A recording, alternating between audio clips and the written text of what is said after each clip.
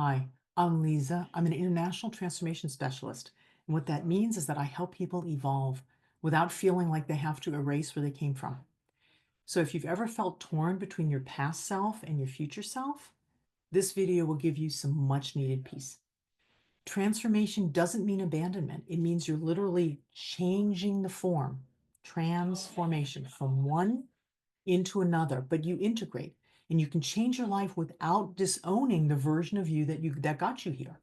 So let's talk about how to honor your past while you're stepping fully into your now and into your future. So see if any of these patterns sound familiar to you.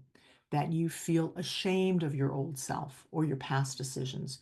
Maybe there are things you weren't proud of or you wish you had done differently. That's okay. It's okay. Maybe you're afraid of that people from your past won't accept you the way you are now or the way you want to be, and you don't want them to see who you want to become.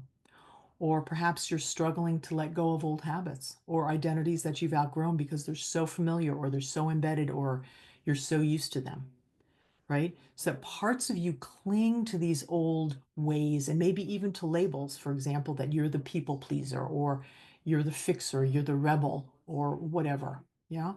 And then you can feel unsure about how to embrace growth because you're clinging to these other things.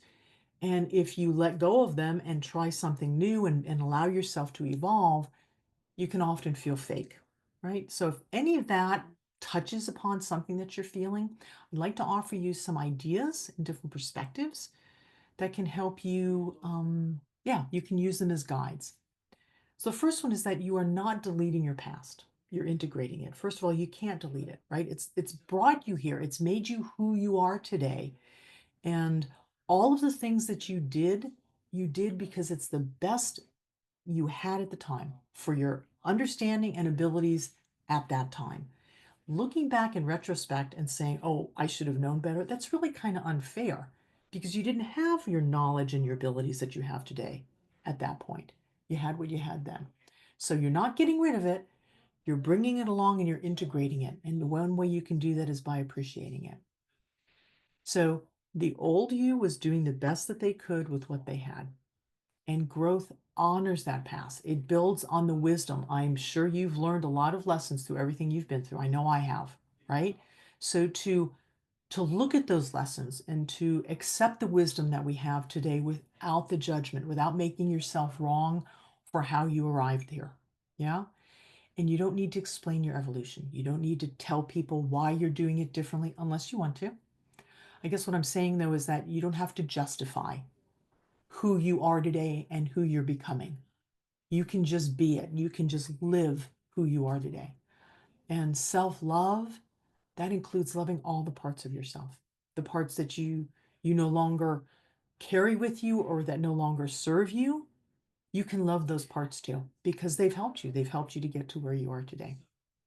So I'd like to offer you one action that you can take, and that is to write a letter to yourself. Write a letter to your past self. Maybe it would be have different paragraphs, right? The to the 8-year-old, to the 12-year-old, to the 21-year-old, however old, whatever age you're at, right? Maybe the 30-year-old or the 50-year-old, or whatever age you have.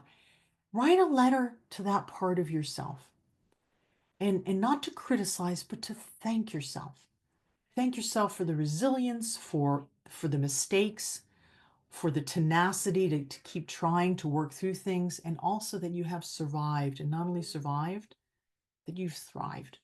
Recognize that and acknowledge yourself and literally write that out in detail, just like you'd be writing to another person that you recognize and appreciate. And then take that letter with all of its parts, or maybe you want to write different letters, whatever works for you, and then read it out loud to yourself. If you want to, you could even do it in a mirror. But read it out loud and let that part of you know, that past part of you know they're not being left behind. They're being carried forward, that you're integrating all the parts of yourself. That's healthy. That's healthy. That's strong. And that's how you can function well in the world. So if this resonates with you at all, please do like and subscribe and share this with someone else who's in transition.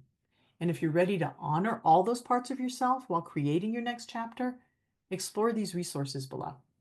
Your journey deserves to be witnessed, and it deserves to be witnessed by you.